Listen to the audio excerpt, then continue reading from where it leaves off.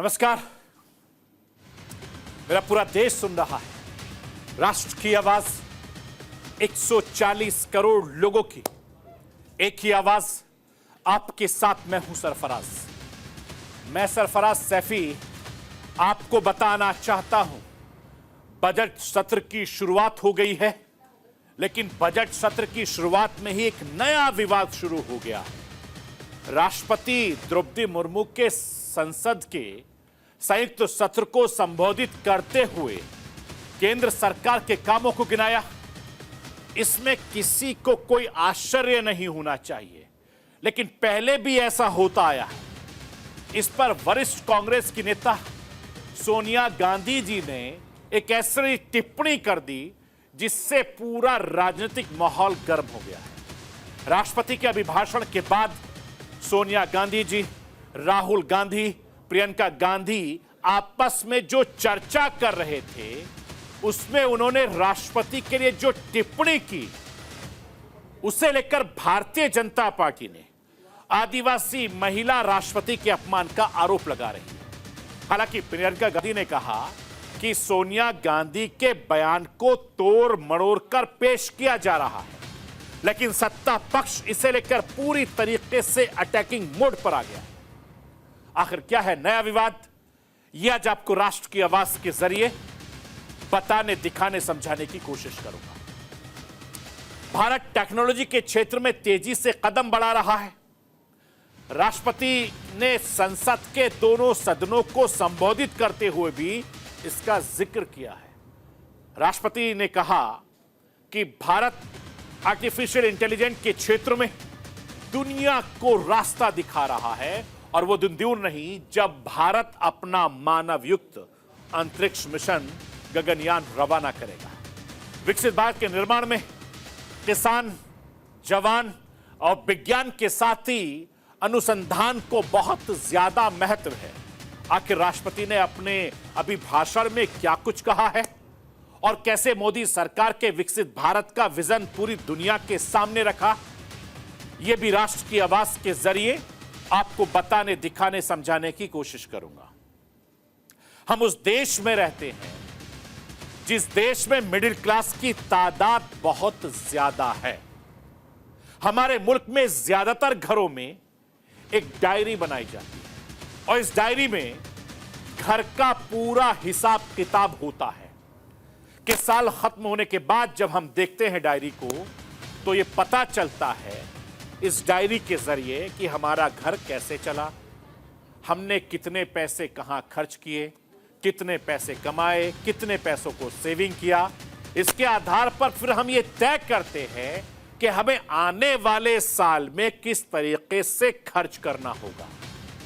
ठीक उसी तरीके से इकोनॉमिक सर्वे होता है और इससे यह पता चलता है कि हमारे देश की अर्थव्यवस्था की हालत कैसी है, और इसे हर साल बजट से ठीक पहले यानी एक दिन पहले पेश किया जाता है। वित्त मंत्री निर्मला सीतारमण ने इकोनॉमिक सर्वे पेश कर दिया है। आखिर ये क्या है इकोनॉमिक सर्वे और क्या कहती है रिपोर्ट, आने वाले दिनों में कैसे रहने वाला है भारत के आर्थिक हालात, ये सब आज आपको राष्ट्र की आवाज के जरिए समझाने की कोशिश करूंगा। मैं अपने हिंदुस्तान के कोने कोने की आवाज को दिल्ली तक पहुंचाता हूं। दिल्ली की आवाज को देश दुनिया के कोने कोने तक पहुंचाता हूं। नेताओं की आवाज को मैं आम लोगों तक पहुंचाता हूं। आम लोगों की आवाज को मैं अपने देश के हुक्मरानों तक पहुंचाता हूं। आपकी आवाज से मिलती है मेरी आवाज और बन जाती है राष्ट्र की आवाज।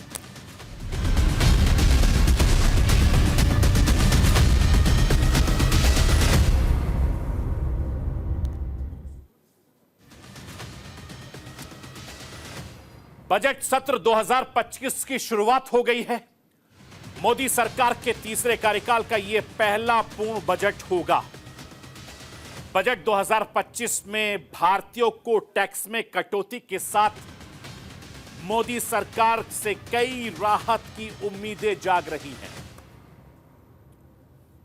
मैं आपको यह बताना चाहता हूं कि बजट सत्र के पहले दिन ही विवाद शुरू हो गया। और बजट सत्र 2025 से पहले फ्रंट फुट पर दिख रहा विपक्ष बैकफुट पर जाता दिख रहा है। सत्ता पक्ष फ्रंट फुट पर खेल रहा है। बजट सत्र 2025 के पहले दिन राष्ट्रपति द्रौपदी मुर्मू ने अपने अभिभाषण में मोदी सरकार की उपलब्धियों को गिनाया।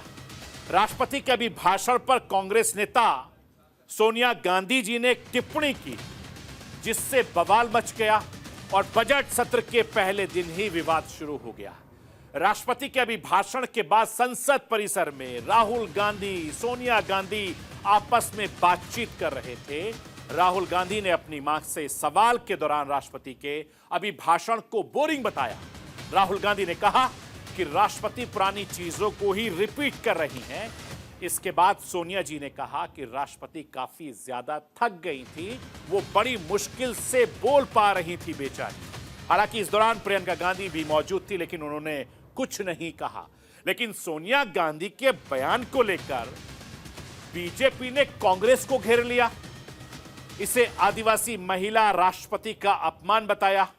मैं राष्ट्र की आवाज के जरिए संसद परिसर में सोनिया गांधी, राहुल गांधी और प्रियंका गांधी जो बीच में बातचीत कर रहे थे, जिसको लेकर विवाद शुरू हुआ था, वो क्या था, पहले वो सुन लीजिए। Usual false promises. Boring. No comment. No, the poor lady, the president was getting very tired by the end. Repeating the same thing again No, and she again. could hardly speak, poor thing.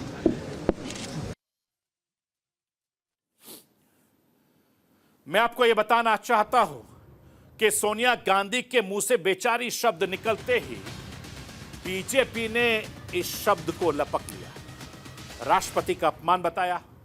Bharatiya Janata party ने कांग्रेस पर तीखा हमला बोलते हुए सोनिया गांधी से बिना शर्त माफी मांगने की मांग रही। सोनिया गांधी की इस टिप्पणी के चंद मिनट बाद ही बीजेपी के तमाम बड़े नेताओं ने कांग्रेस पर रैपिड फायर शुरू कर।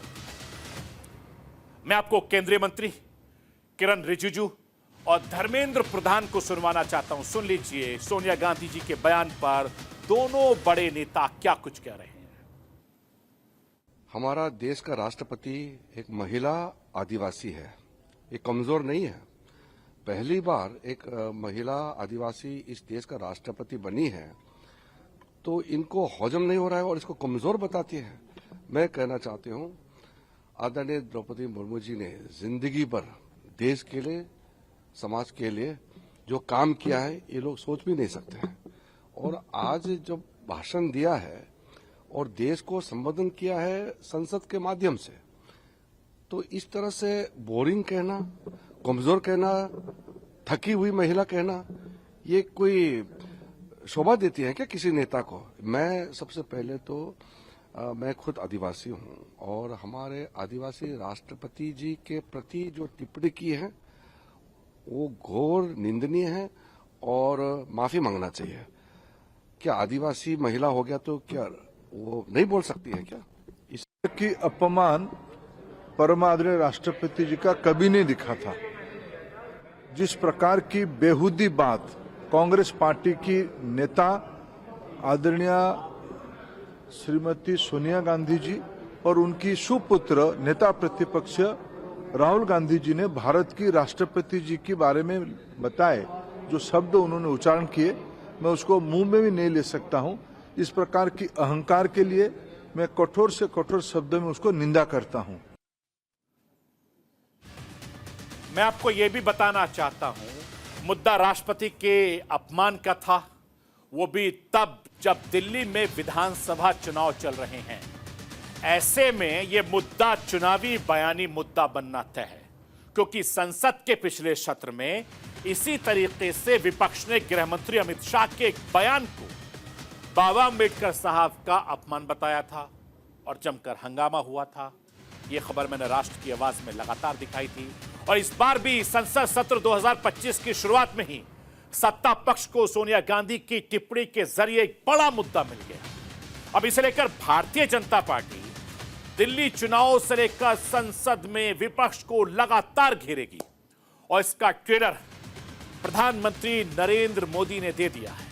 प्रधानमंत्री नरेंद्र मोदी ने दिल्ली के द्वारका में एक चुनावी सभा के दौरान सोनिया गांधी की टिप्पणी को लेकर कांग्रेस पर हमला किया, अपने अंदाज में किया। प्रधानमंत्री नरेंद्र मोदी ने कहा कि कांग्रेस के शाही परिवार का अहंकार देश ने फिर देखा है।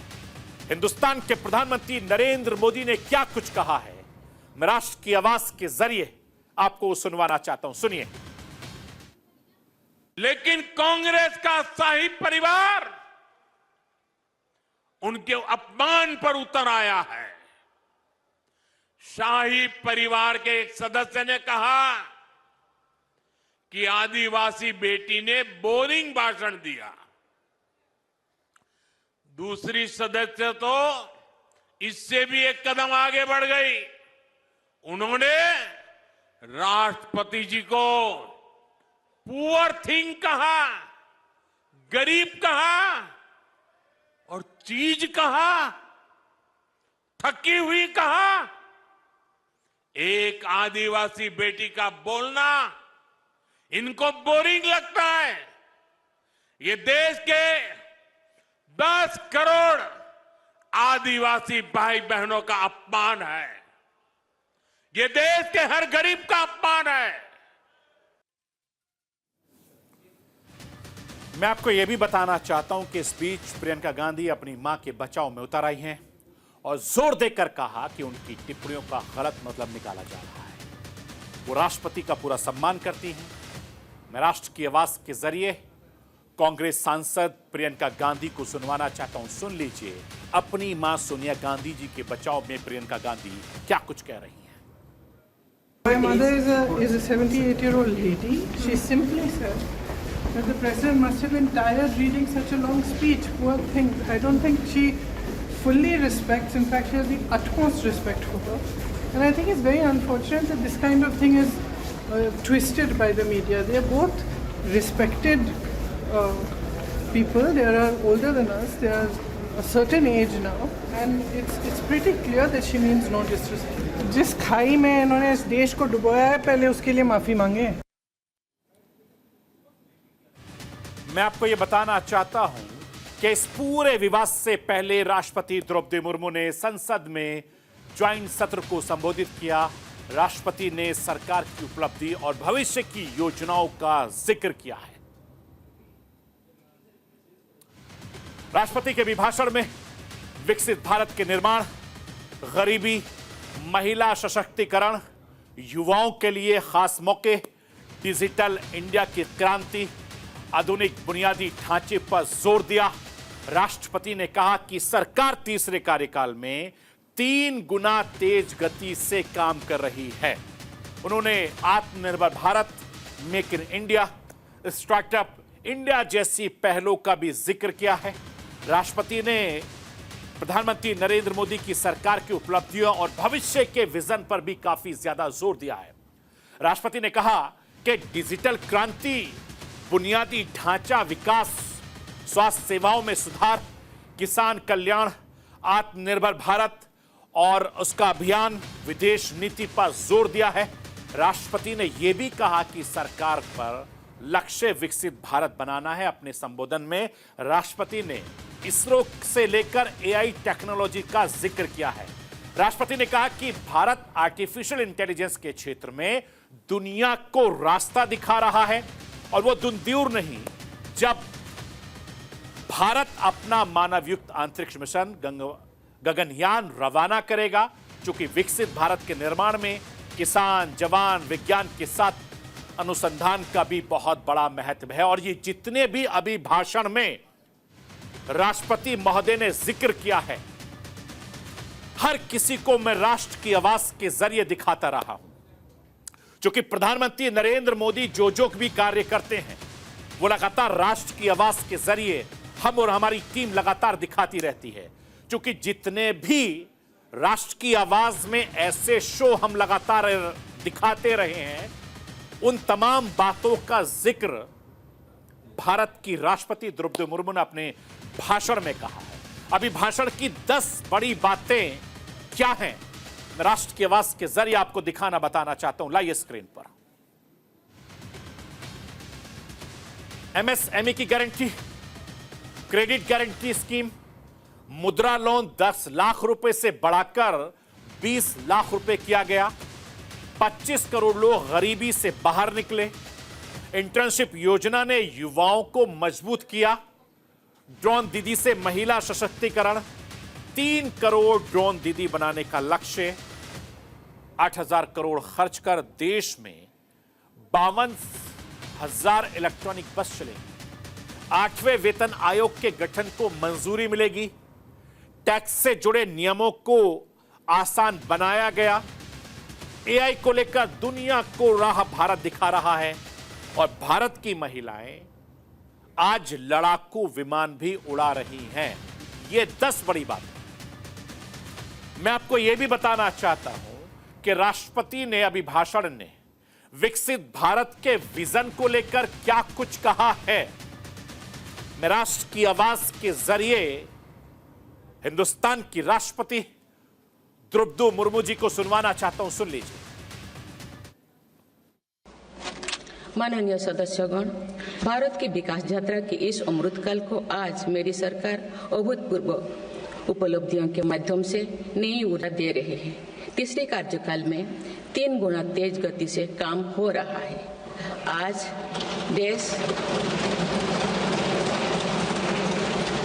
देश बड़े निर्णयों और नीतियों को असाधारण गति से लागू होते देख रहा है और इन निर्णयों में देश की गरीब, मध्यम वर्ग, युवा, महिलाओं, किसानों को सर्वोच्च प्राथमिकता मिली।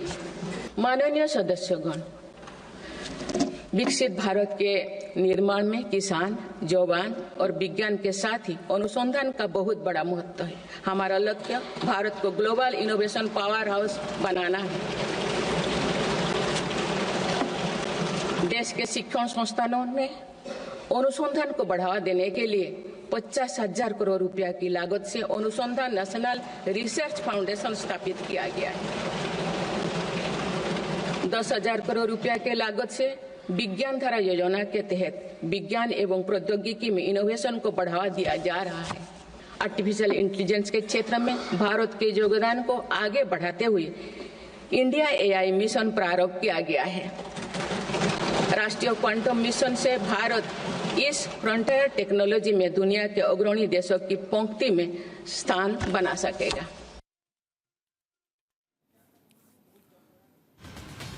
मैं आपको यह बताना चाहता हूं कि बजट सत्र 2025 की शुरुआत से पहले भारत के प्रधानमंत्री नरेंद्र मोदी ने एक बड़ी बात कह दी है, जिसे बीजेपी के कुछ नेता तो गाहे बगाए कहते रहते हैं, लेकिन पहली बार प्रधानमंत्री नरेंद्र मोदी ने यह बात उठाई है।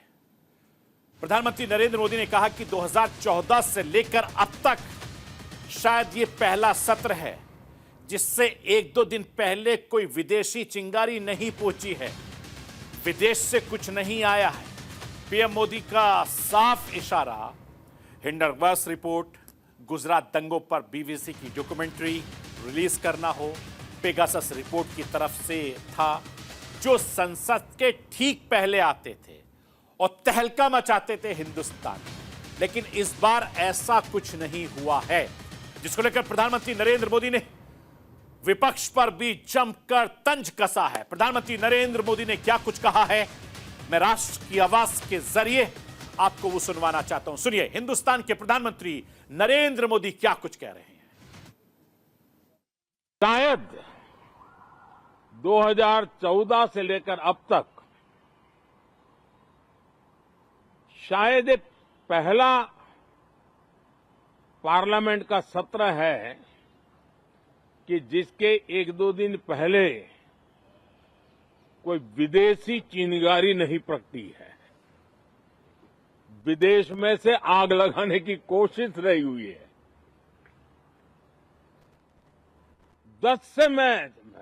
10 साल से 14 से देख रहा हूं, हर सत्र के पहले शरारत करने के लिए लोग तैयार बैठते थे और यहां उसको हवा देने वालों की कोई कमी नहीं है।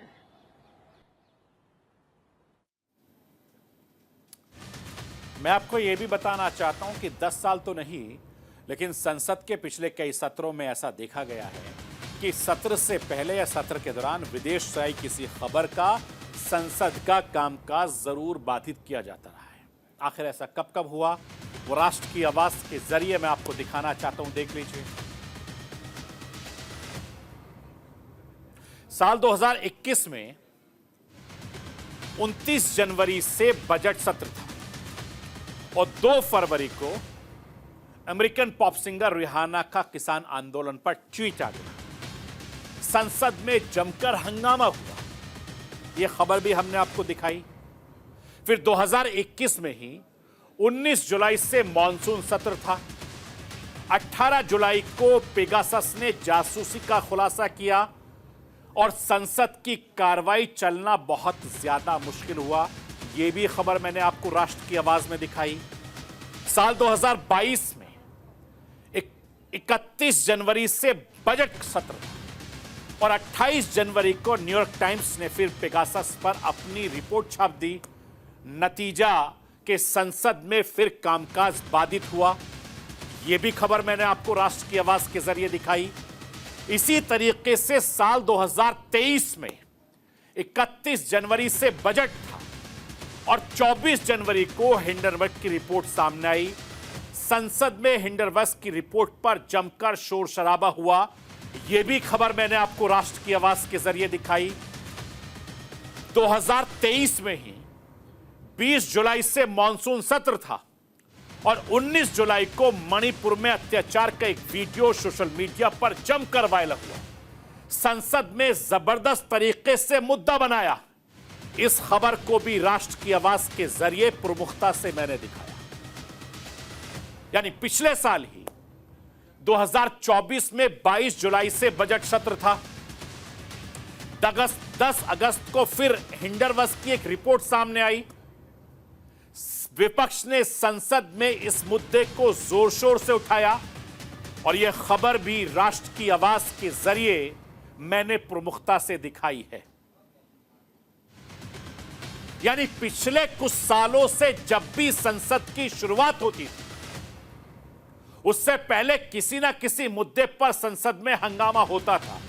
ये बात मोदी जी ठीक कह रहे हैं, क्योंकि लगातार राष्ट्र की आवाज के जरिए इन मुद्दों को हमने उठाया। लेकिन इस बार ऐसा नहीं हो रहा है और यही वजह है कि प्रधानमंत्री नरेंद्र मोदी ने विदेशी चिंगारी की बात कही है। अब इसे लेकर सत्ता पक्ष विपक्ष के नेताओं ने क्या कुछ कहा है, मैं राष्ट्र की आवाज के जरिए आपको सुनवाना चाहता हूं, सुन लीजिए। देखिए, ये बातें तो प्रमाणित हुई हैं। अभी रिसेंट तक भी इन बातों का प्रमाण हम लोग को देखने को मिला है सरोज जैसे विषय को लेकर, जहां पर कहीं ना कहीं विदेशी ताकतों का हस्तक्षेप भारत में रहा था। जब जब विपक्ष की नेतृत्व वाली सरकारें रहीं, उस वक्त किस तरीके से दूसरे देश के लोग समय समय पर भारत की नीतियों को प्रभावित करने का कार्य करते थे, इसको कई बार उदाहरणों के तौर पर भी प्रमाणित किया गया है। और ये बात भी उतनी सही है कि आज की तारीख में भारत किसी दूसरे देश को फॉलो करने की सोच नहीं, बल्कि लीड करने की सोच के साथ आगे बढ़ रहा है। हमें चिंगारी का तो मालूम नहीं, लेकिन आप देखते हैं कि देश के आसपास चारों ओर कैसे विदेशी ताकतें मजबूत होती जा रही हैं और भारत उसके बारे में क्या कर रहा है। तो भारत को अपने आप को बचाने के लिए जो ये खतरा मंडरा रहा है, चाहे उत्तर से हो चाहे मैं आपको यह भी बताना चाहता हूं कि मोदी सरकार का यह बजट कई मायनों में अलग रहने वाला है, खास होने वाला है, क्योंकि निर्मला सीतारमण वित्त मंत्री के तौर पर ये लगातार 8वां बजट पेश करेंगी, जो अपने आप में भारत में एक रिकॉर्ड है, एक इतिहास है। उम्मीद है कि आम बजट में कमजोर पड़ती आर्थिक वृद्धि को सहारा देने और महंगाई से जूझ रहे मध्यम वर्ग को राहत देने के उपाय किए जाएंगे, तरीके निकाले जाएंगे और इस बजट में कई खास ऐलान हो सकते हैं।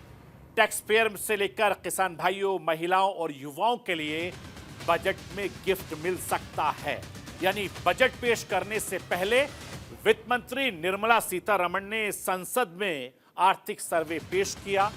इकोनॉमिक सर्वे भारत की इकोनॉमिक की असली रिपोर्ट कार्ड होता है, जो बजट से एक दिन पहले पेश किया जाता है।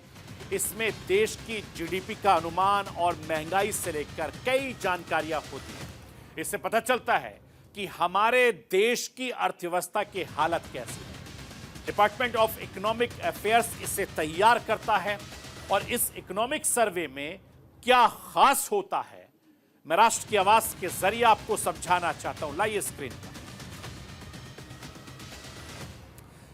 वित्त वर्ष 2025-26 में भारत की जीडीपी ग्रोथ 6.3% से लेकर 6.8% रहने का अनुमान भी है, क्योंकि साल 2023-24 में रिटेल मार्केट में 5.4% थी, जो अप्रैल दिसंबर 2024 में 4.9 हो गई थी। यानी चौथी तिमाही में महंगाई में कमी की उम्मीद है। सर्वे में यह कहा गया है कि लेबर मार्केट के हालात 7 साल में बेहतर हुए हैं। वित्त वर्ष 2024 में बेरोजगारी दर गिरकर 3.2% पर आ गई है।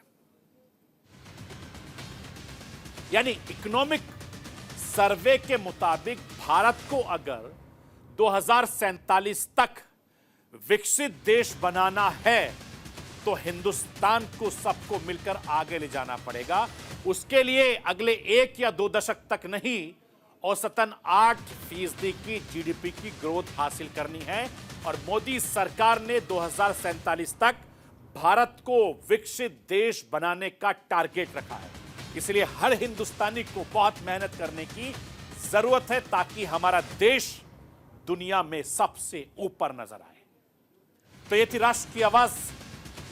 बाकी खबरों के लिए आप बने रहिए न्यूज इंडिया के साथ। कल रात 9 बजे फिर होगी मुलाकात।